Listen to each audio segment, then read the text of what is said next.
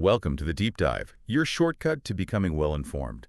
Today, we're diving into something really foundational for keeping any organization running when things go wrong: business continuity management. And we're using the DRI International Professional Practices as our guide. Specifically, we're zeroing right in on Professional Practice 3, Business Impact Analysis. BIA. Okay, so this is like the groundwork. Exactly. It's absolutely fundamental. Before you can even think about recovery plans, you first have to really understand what's critical to your organization, what could actually disrupt it, and crucially, what the real fallout would be. Getting down to the brass tacks of your vulnerabilities. Right, like an X-ray for the business, maybe, Yeah. to see the bones, the critical parts. That's a good way to put it. Yeah. It helps you pinpoint those key functions, processes, dependencies, everything the organization really leans on. And maybe more importantly, it helps you figure out what happens if they suddenly, stop working. Yeah, so you're not caught flat-footed. It's about knowing where to focus your energy first if things go sideways. Precisely. And the DRI framework gives us two main goals for this BIA.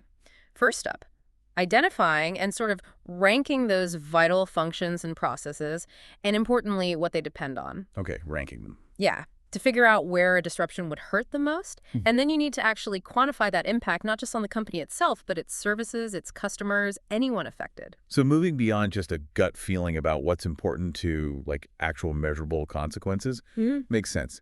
And the second objective?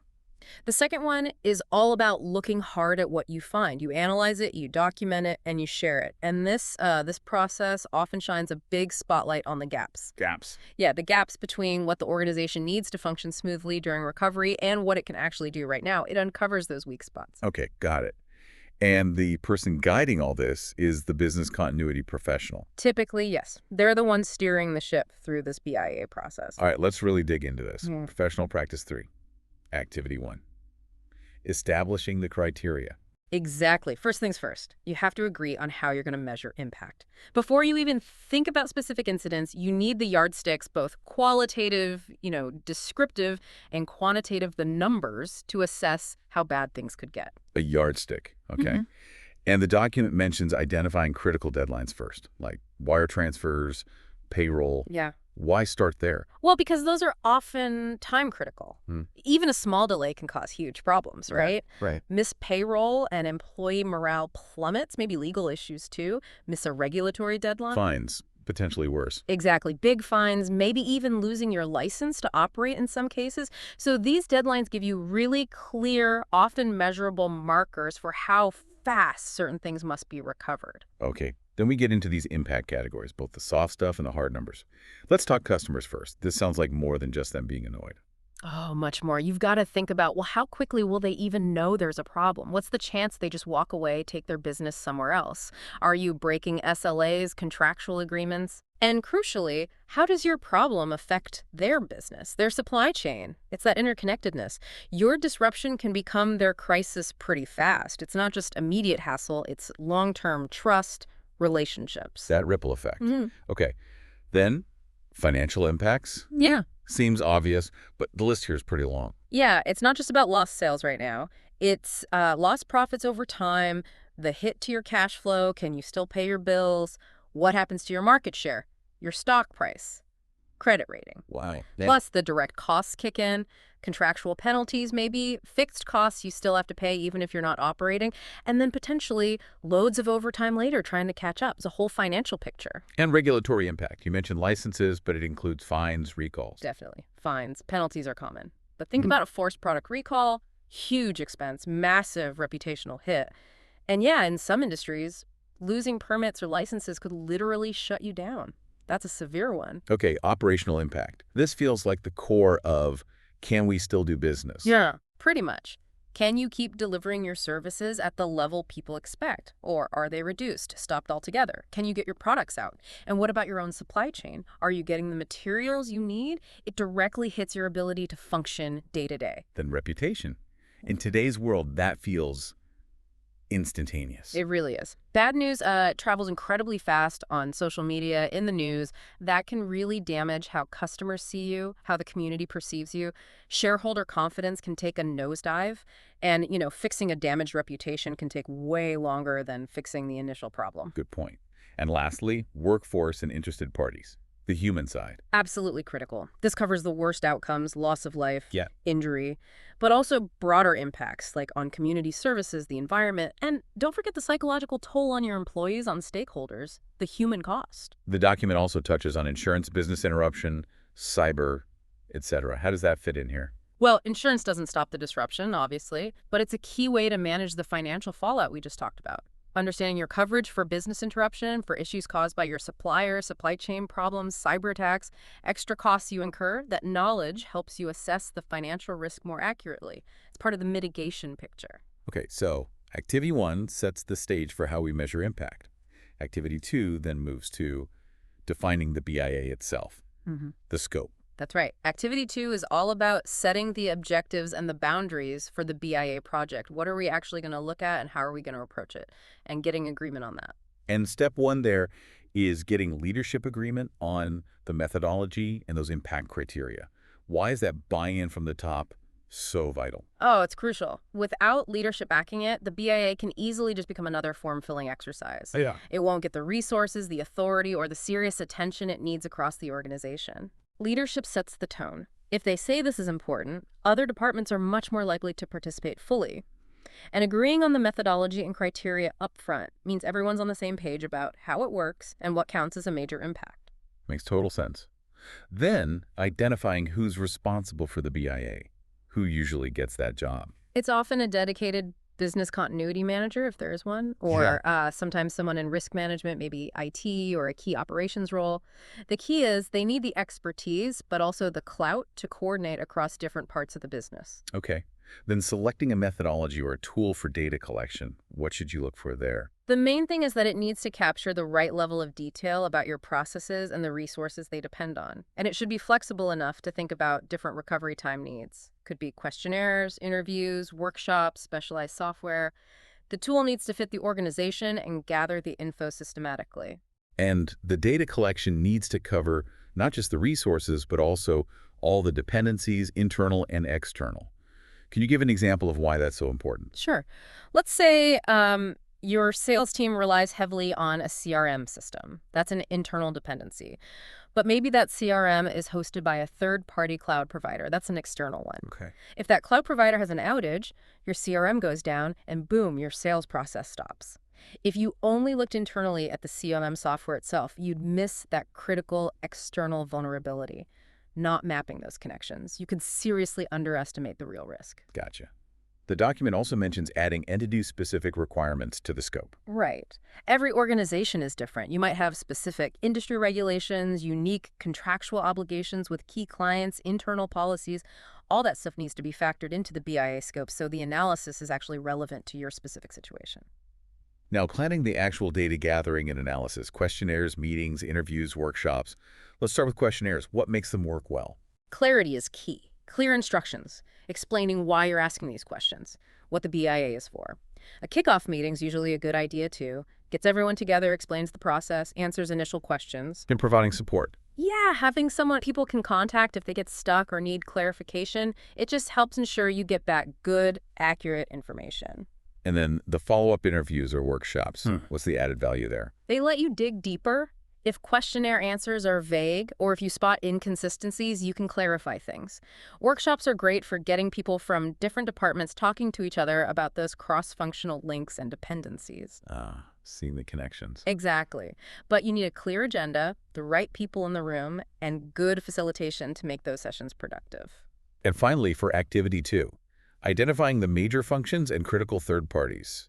How do you tackle that? You'd probably start with org charts just to see the structure. Then identify key people in each area who really know how things work. And just as important, pinpoint those third-party providers you really rely on whose failure would cause you major problems. Then you talk to them. You need to bring them into the loop. Tell them about the BIA, why it matters, what information you'll need from them. The specific data points will depend on the methodology you chose earlier. Okay. Foundation laid, scope set. Activity 3 sounds like making it official, formalizing the methodology. Pretty much. Activity 3 is where you lock down the specific criteria and the exact methodology you'll use to actually do the analysis. It's turning the plan into a concrete procedure. And a big part is getting agreement on the methods for evaluating financial and non-financial impacts. Why agree on a specific methods? It's all about consistency and objectivity. For financial stuff, maybe you agree on specific formulas to estimate losses. For something like reputation, maybe you agree on a rating scale, like 1 to 5, with clear definitions for each level. So everyone's measuring the same way. Exactly. It makes the whole analysis more rigorous, more transparent, and easier to defend when you present the results later on. And the other part of Activity 3 is creating a schedule. Seems simple, but any pitfalls? Well, it needs to be realistic. You have to factor in people's availability. They have day jobs too. If third parties are involved, you need their time as well. Aligning it with other company priorities helps too. A good schedule just keeps things moving and manages expectations. Right. So groundwork done. Plan agreed. Activity 4, analyzing the data. This feels like the core of it. It really is. This is where you take all that data you gathered and compare it against the impact criteria you set up earlier. The main goal here: figure out the recovery time objective, RTO, the recovery point objective, RPO, and what resources are needed for every operational area and the tech that supports it. Okay, quick refresher for everyone listening. RTO and RPO. Sure. RTO, recovery time objective, is basically the maximum time a process can be down before things get really bad for the business. How fast do we absolutely need it back? Downtime tolerance. Right. And RPO, recovery point objective, it's about data loss. What's the maximum amount of data measured in time that we can afford to lose? Like, can we lose the last hour of data, or does it have to be the last 5 minutes? Data loss tolerance. Got it. And the document hammers home, documenting all dependencies, systems, tech, supply chain, people.